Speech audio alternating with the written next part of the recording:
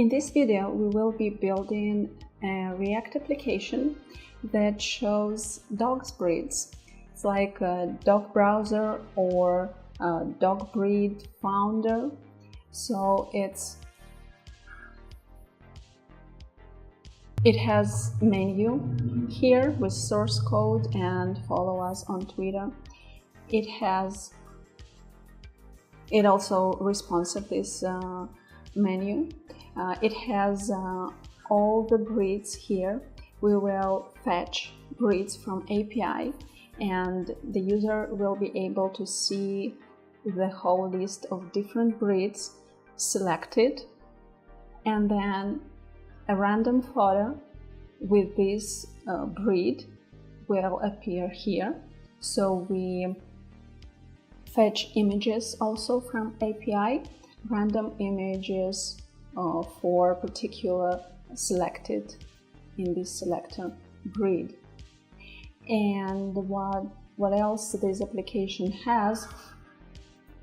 So any breed. Nice. This application has also shows error messages if something is wrong and it cannot fetch the data.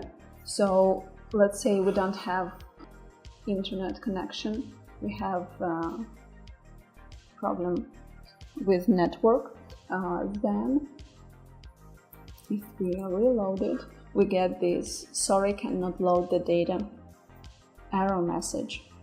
And also in this application we will make loading spinner. So anytime when the application is loading data and the website user should wait, they can see this loading spinner, which is pretty good. So let's recover with our network.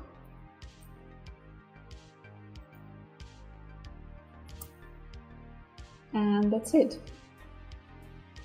Yeah, and the website is completely responsive. We will go through the